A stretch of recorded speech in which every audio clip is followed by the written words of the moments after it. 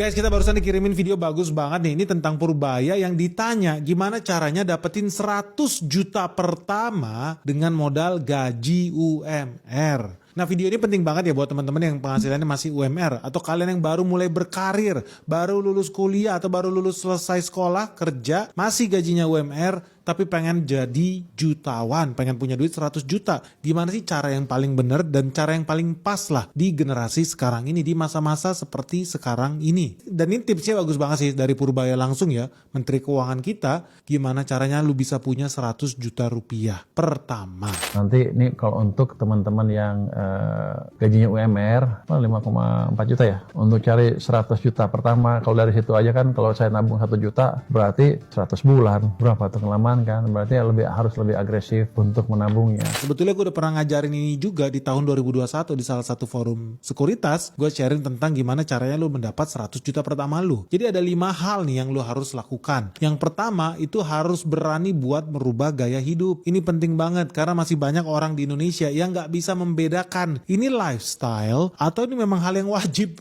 buat lu lakukan. Contoh gini, lu ngopi-ngopi seminggu 5 kali, itu bukan hal yang mesti lu lakukan. Lu gak mati guys kalau berhenti ngopi 1 tahun juga, lu gak mati guys. Nah, lu ngopi sampai seminggu 5 kali ke kafe, itu menurut gue pemborosan. Gue aja gak mau lakukan itu. Nah, lu belajar merubah gaya hidup lu, lifestyle lu. Jangan-jangan ada yang salah nih. Lu harus berani rubah gaya hidup lu, jangan banyak gaya. Pelan-pelan pak, gak usah drastis. Gak usah langsung seminggu 5 kali langsung gak usah. Enggak, jadinya seminggu 5 kali jadi seminggu sekali. Seminggu sekali nanti jadi sebulan 2 kali. Jadi sebulan 2 kali lu ke kafe, lu ngopi, gak apa-apa, lu relax. Tapi udah harus belajar membedakan. Berani merubah lifestyle lu, merubah gaya hidup lu kalau lu pengen punya 100 juta pertama lu. Sebagai orang yang gajinya UMR harus sadar bener, gak boleh lebih besar pasak daripada tiang. Gak ada ya namanya orang jadi orang kaya gara-gara lebih besar pasak daripada tiang. Itu udah gak mungkin. Artinya apa? Lebih besar pengeluaran lu dibanding penghasilan lu. Gak mungkin. Itu ujung-ujungnya nanti lu jadi korban pinjol guys. Jadi berani rubah gaya hidup lu. Tadinya nongkrong seminggu 5 kali, lu rubah lah jadi nongkrong seminggu sekali. Terus contoh apa lagi merubah gaya hidup? Tadinya lu harus ke kantor pakai kendaraan pribadi. Sekarang lu udah bisa belajar lah pakai kendaraan umum. Atau kalau bisa syukur-syukur patungan sama temen, joinan. Jangan salah ya, gue juga zaman gue dulu kerja ya gue ke kantor pakai kendaraan umum. Gue naik busway, gue naik komuter lines. Gue udah merasakan lah generasi orang kalau naik kereta itu sampai duduk di atas keretanya guys.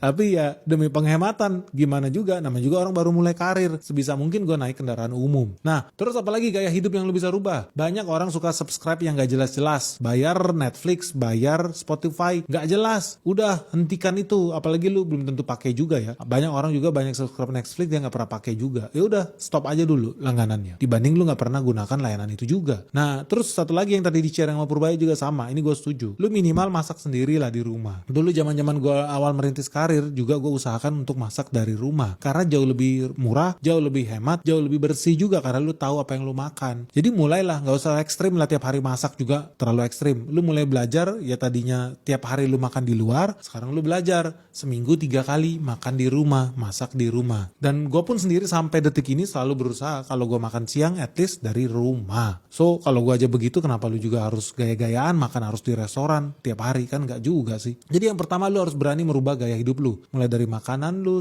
entertainment lu, sampai gaya nongkrong lu. Beranilah rubah. Yang kedua apa? Lu harus belajar berhemat guys. Ini bukan gue ngomongin lu harus pelit ya, enggak. Ini lu harus hemat.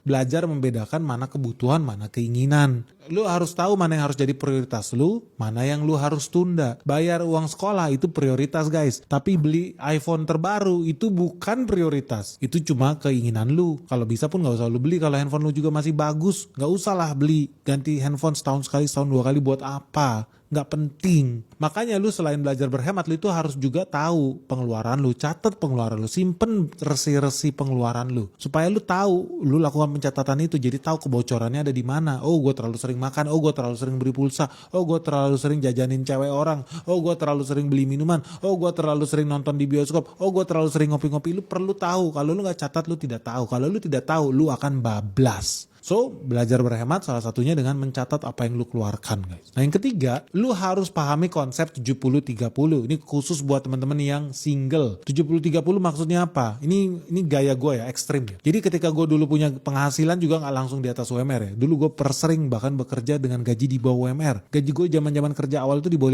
500 ribu bahkan. Tapi apa yang gue lakukan? Konsepnya sama 70-30. Apapun yang lu terima, 70% lu harus sisihkan untuk tabungan masa depan lu. 30% sisanya itulah buat lu. Mau lu makan, cicilan, bayar listrik, bayar pulsa. Kalau lu masih single, usahakan 70% dari penghasilan lu bisa sisihkan untuk tabungan masa depan lu. 30%-nya lu baru gunakan. Jangan dibalik. Banyak orang belanjakan dulu, sisanya dia tabung. Salah. Tabung dulu, sisanya baru belanjakan. Nah, kalau pakai logika ini lu punya penghasilan katakan 5 juta rupiah, 70% berhasil lu sisihkan setiap bulan, berarti kan lu punya pegangan 3,5 juta rupiah per bulan. Kalau target lu mau punya 100 juta rupiah, artinya dalam 2 tahun 5 bulan lu udah capai 100 juta rupiah. Congrats guys. Hanya butuh 2 tahun 5 bulan buat mencapai 100 juta rupiah. Gampang kan? Terus gimana Pak kalau udah berkeluarga? Oke, lu balik konsepnya, nggak bisa lagi 70-30, tapi jadi 30-30-40. 30-30-40, ini khusus yang udah berkeluarga. Maksudnya apa? 30% pertama lu sisihkan untuk tabungan masa depan. 30% yang kedua, lu gunakan untuk membayar liabilities lu, kewajiban lu. Apa? Kewajiban lu ikut pinjol, moga-moga enggak. Kewajiban lu bayar kredit KPR, kredit motor, dan lain sebagainya. Lu lakukan itu. Jadi kewajiban lu harus tunaikan, utang-utang lu harus lunasi, dengan 30% yang kedua. Lalu sisanya 40%. Nah ini 40% inilah yang buat kehidupan lu, kebutuhan lu, beli susu, beli listrik, beli makan, inilah yang lu spending di situ. Kalau lu lihat pakai format ini, lu pasti udah lihat kalau di Benix intinya adalah sisihkan dulu buat tabungan, sisanya baru konsumsi. Jangan dibalik pola pikir lu. Habisin dulu, ada sisa baru nabung. Lu miskin mental lu. Jangan lakukan itu guys. Kalau lu pakai metode ini, 30% di awal udah lu sisihkan dari 5 juta rupiah ya patokannya gaji lu. Berarti lu bisa nabung 1,5 juta rupiah setiap bulannya. So kalau targetnya dapat 100 juta rupiah, maka lu hanya butuh 5 tahun 7 bulan untuk punya duit 100 juta rupiah. Cepet lu 5 tahun tuh gak berasa guys. Jadi gampang kan kalau lu mau jadi jutawan, 100 juta rupiah sangat achievable even gaji lu UMR. Yang penting lu konsistensi menyisihkan penghasilan lu untuk masa depan lu. Bentar guys. Sebelum kita lanjut videonya. Halo goodies guys, teman-teman investor, Benix Investor Summit 2025 akan segera diselenggarakan di bulan Desember 2025 di Swiss Bell Solo. Jadi buat teman-teman yang pengen segera diskusi, ketemu, dan interaksi langsung ya. Karena kita bakal membahas 3 sektor penting. Yang pertama terkait energi, yang kedua terkait bisnis logistik, dan yang ketiga ada sektor spesial nih. Dengan pembicara yang spesial juga, karena ya cuannya gede banget nih guys. Nah buat lo yang penasaran dan pengen segera ikutan di event acara offline spesial Benix, cuma ada 1 tahun sekali yang namanya Benix Investor Summit 2025. Yuk segera daftar sekarang juga nih sebelum terlambat. Dan ingat kursinya juga terbatas karena cuma ada 50 kursi guys. Total kursi yang kita sediakan. Ikut di sini sangat happy lah ya. Jadi banyak sekali membuka wawasan baru, terutama banyak bocoran-bocoran mengenai kebijakan maupun emiten yang akan terbang selanjutnya. Jadi puas sekali sih dengan ini. Kalau tahu Pak Ben di YouTube sendiri kan lebih pinggir jurang, ini lebih pinggir lagi lah ini. Mengikuti Benix Investor Summit ini setelah 2 kali, saya mendapatkan manfaat bahwa kalau kita bisa memahami fundamental atas perusahaan dan forecast untuk perusahaan kedepannya, kita pasti akan mendapatkan hasil yang jauh lebih baik. Dan itu yang saya rasakan selama setahun ini. Dan saya harapin kalau untuk Benix Investor Summit 2025 diadakan, saya pasti akan ikut lagi. Salam cuan. So, siapa cepat dia dapat. Sampai ketemu di Solo ya guys, bulan Desember 2025. Benix Investor Summit 2025 segera datang lagi. Segera daftarkan dirimu sekarang juga sebelum terlambat. Ingat, ini acara eksklusif yang kita selenggarakan private dan sangat intim. Kita bisa berinteraksi full nih selama 24 jam. Karena acaranya diselenggarakan selama 2 hari. Dari hari Sabtu sampai hari Minggu. Dari jam 9 pagi sampai malam. So, tunggu apa lagi? Segera daftarkan dirimu sekarang juga di nomor WhatsApp yang ada di bawah ini. Sampai ketemu di Solo guys. Bye-bye. Nah, terus yang keempat apa Pak? Gimana caranya? Lu juga harus mulai berani menempatkan uang lu di investasi yang lu kuasain, yang lu mengerti. Contoh paling gampang kan lu nabung-nabung tiap bulan, paling mudah, paling aman ya lu deposito. Toh kalau banknya kolaps lu garansi sama LPS, jadi lu deposito. Terus kemudian lu naik level, beli surat utang negara karena lu mau membangun negara ini supaya bisa bangun ibu kota baru di planet Neptunus. So lu belilah surat utang negara ini. Pasti dibayar, pasti. Kecuali negaranya bubar, kemungkinannya kecil.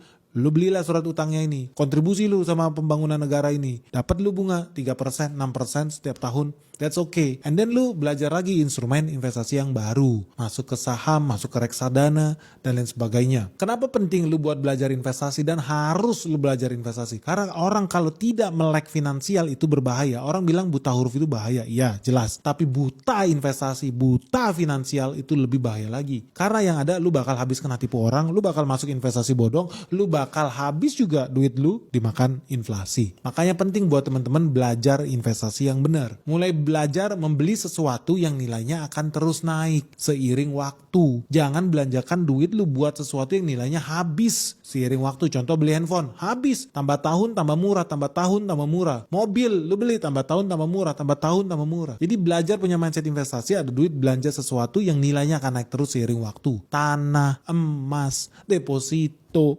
rumah, itu nilainya akan naik seiring waktu. Nah, terus gimana kalau orang yang gajinya di bawah UMR? Apa yang lu harus lakukan? Ya saran gue tetap sama. Dari dulu gue selalu bilang investasi layar ke atas dulu. Naikin skill lu, naikin kualitas lu, naikin value lu. Caranya gimana? Lu bisa kursus bahasa Inggris, lu bisa kursus menggambar, lu kursus komputer. Atau gue punya contoh ya yang gue kenal, sales motor. Dia jadi sales motor di Yamaha selama bertahun-tahun. Dia berlatih soft skillnya, dia investasi soft skill. Gimana cara ngomong, gimana cara presentasi, gimana cara jualan, gimana cara marketing. Itu dia fokus. Dan dia sangat keras guys. Udah tahu penghasilannya dikit, gajinya nggak nyampe 800.000 sebulan, tapi dia berusaha sisihkan itu buat investasi layar ke atas. Dari tahun 2011 dia sisihkan terus gajinya tuh, karena dia punya mindset jangka panjang mau jadi pemenang. Dan dia tahu dia hidup hari ini, waktu itu 2011 dia punya visi misi, dia akan berjaya di tahun 2030. Jadi lu bayangin ya, ini bocah STM udah punya mindset 2030 jadi pemenang. Ini kejadiannya di tahun 2011 nih, anak STM sales Yamaha nih. Nah hebatnya dia tiap kali dapat gaji, bonus, insentif, dan juga sales, ya duitnya dia tabung. Terus dipakai buat apa? Buat kursus mesin. Dia pengen ngerti gimana caranya servis motor toko sebelah, bukan cuma Yamaha doang. Jadi dia kursus tuh, jadi montirnya Yamaha, Honda, KTM, Suzuki. Itu dia belajar tuh ilmunya. Bahkan dia sampai ambil kursus ya di bengkel milik pembalap ternama lah, Asep Hendro kalau lu tahu, punya bengkel namanya AHRS. Zaman gua sih terkenal ya di Depok. Dia sampai berangkat tuh dari Pringsewu kursus tuh ke Depok AHRS buat jadi mekanik. Dan sambil kursus dia juga ambil kerjaan nih, orderan yang servis motor ke rumah, jadi home service. Nah jadi dari sini lu bisa lihat ini orang memang punya jiwa fighter. Orang dari Pringsewu guys, sales motor, belajar mesin, bongkar mesin, bikin mekanik, ujung-ujungnya bisa jadi setting motor balap juga. Dan dia fokus terus dengan dunianya. Dia nggak coba ngadi-ngadi ya, mendadak coba buka tambang pasir gitu, enggak guys. Atau mendadak tiba-tiba jualan pecel lele, banyak orang kayak begitu ya. Usahanya aja belum jalan udah mau coba buka-buka yang lain. Nah dia fokus jadi sales motor Yamaha, sampai kemudian naik jabatan jadi sales manager di dealer Yamaha itu. Sampai kemudian setelah sekian tahun dia resign karena dia udah cukup modal, hasil tabungan dia, jerih payah dia yang tadinya gajinya cuma 700.000 itu, akhirnya bisa bangun bengkel, buka bengkel sendiri. Walaupun ukurannya cuma 4x4. Itu ada di pinggiran Sidoarjo lah tahun 2014-an. Terus fast forward tahun 2021, anak STM ini ketika gua ketemu lagi tahun 2021, sekarang apa yang terjadi? Dia sudah punya 2 dealer motor Yamaha di Papua guys. Gila lu bayangin nih orang, fighter banget lu. Dari Pringsewu, kursus, layar ke atas ya investasi ya, di berbagai bengkel-bengkel motor sampai masuk ke Asep Hendro, AHRS, habis itu sampai buka bengkel kecil di Sidoarjo, dan sekarang dia punya 2 dealer motor di Papua. Salah satu dengan penjualan yang paling tinggi bahkan di Papua. Nah ini yang namanya investasi layar ke atas guys, penting. Jadi kalau lu penghasilannya masih di bawah UMR, masih kecil, fokus investasi layar ke atas, tingkatin value lu. Tadi lah mau kursus musik, kursus komputer, kursus AI, kursus mekanik motor, that's okay. Tapi lu harus bisa naikin value lu. Jangan sampai lu tahun ini, ntar lagi berganti tahun nih 2026. Lu di tahun 2025 sama persis dengan lu di tahun 2026. Artinya lu tidak bergerak kemana-mana, lu jalan di tempat sementara kiri kanan lu bergerak maju. Bahkan ketika lu diem saja, lu ketinggalan. Ngeri gak? Lu diem aja lu ketinggalan. Karena kiri kanan lu bergerak maju. Bayangin kalau lu jalannya malah mundur, bodoh. So dari sekarang lu udah harus punya mindset investasi leher ke atas. Bangun diri lu sendiri, bangun keluarga lu, perbaiki value lu, tingkatin value lu. Tambah soft skill lu, bikin diri lu jadi lebih produktif. Jadi teman-teman tolong jangan pernah lupakan ya, investasi leher ke atas itu sangat penting. Ya itu contohnya tadi, banyak kan lu bisa ikut kursus. Kursus komputer kek, atau menabung buat lu kuliah supaya lu punya S1. Meskipun kuliahnya di universitas terbuka, nggak apa-apa, that's okay. Itu juga investasi layar ke atas. Baca buku non-fiksi, jangan komik-komik terus yang lu baca, non-fiksi lu baca. Baca buku bahasa Inggris, les bahasa Inggris, ya itu lu, berani investasi layar ke atas. Dan lu jangan pernah anggap remeh ya, dari segala jenis investasi sebetulnya yang paling penting itu ya bukan investasi saham atau emas, enggak, tapi investasi layar ke atas. Bahkan ya, investor ternama Warren Buffett, Peter Lynch aja terus melakukannya. Dulu sebelum mereka jadi kaya raya ya, mereka itu ambil kursus bahasa loh, kursus menggambar loh, kursus komunikasi loh. Steve Jobs saja ya, yang pendirinya Apple, itu pakai kursus menulis loh, kursus kaligrafi loh, jangan salah. Peter Lynch sampai kursus psikologi dan sejarah. So, investasi layar ke atas itu kenapa cuan? Karena dia tidak akan pernah merugikan diri lu sendiri. Investasi itu bakal terus berguna dan bermanfaat sampai hari tua lu. Pasti lu pakai terus dan tidak akan bisa dicuri dari lu. Kalau lu investasi emas masih bisa dirampok kan ya. Tapi kalau investasi layar ke atas bakal terus bermanfaat sepanjang hidup Anda. Jadi sebelum lu mulai belajar atau coba-coba ambil resiko investasi ke perusahaan orang lain, coba deh mulai dulu investasi ke diri lu sendiri. Invest in yourself. So thank you buat teman-teman yang udah sampai akhir video ini. Gue bakal kasih hadiah. Kalau Purbaya bantuin lu supaya dapat 100 juta, gue sekarang mau bantuin lu supaya dapat 1 miliar pertama di dalam hidup lu. Dengan modal kecil, lebih kecil dari UMR. Modalnya cukup 500 ribu rupiah per bulan. Ini gue ajarin lu, ini namanya compounding interest. Lu buka sekolahsahambenix.com. Di situ lu masuk ke bagian kalkulator Benix. Ini gue bikin spesifik buat lu gratis guys. Masukin di situ parameter investasi awal lu 500 ribu doang, murah. Setiap bulan lu isi lagi 500 ribu rupiah. Top up tiap bulan lu punya gaji toh 500 ribu lu top up. Jangan buat judi online guys, jangan buat pinjam online, no, buat masa depan lu, investasi saham di sini. Terus jangka waktunya berapa? 20 tahun. Katakan lu cuan berapa? Ya kecil lah, 20% setiap tahunnya. Pencet tombol hitung. Di compounding dalam tahunan, lu bakal lihat di sebelah kanan ada total nilai akhir 1,1 miliar. Ternyata cuma modal 500 ribu rupiah setiap bulan. Kalau umur lu hari ini 17 tahun, cuma butuh 20 tahun, lu punya duit 1 miliar. Dengan modal 500 ribu rupiah setiap bulan. Jadi semua orang bisa jadi miliarder guys. Asal apa? Konsisten. Nggak usah banyak gengsi, banyak gaya. Belajar hidup hemat, lifestyle lu kurangin gaya lu, nanti lu stres lagi. Ternyata cuma butuh waktu 20 tahun buat jadi miliarder lo. Dengan modal 500 ribu per bulan. Kalau lu mau jadi 100 juta, mau punya duit 100 juta pertama, lu lihat di tabulasinya, lu bisa download PDF-nya gratis buat lu, mas. Server udah gue bayarin nih. Lu cuma butuh waktu 8 tahun guys. Ternyata 500 ribu per bulan dengan pertumbuhan 20% per tahun, cuma butuh 8 tahun duit lu akan berubah jadi 100 juta rupiah. Cuma butuh waktu 8 tahun. Jadi lu gak usah lagi sekarang nunda-nunda. Aduh, gue bukan orang kaya. Aduh, gue belum dapat warisan. Aduh, duit gue belum 100 juta. No.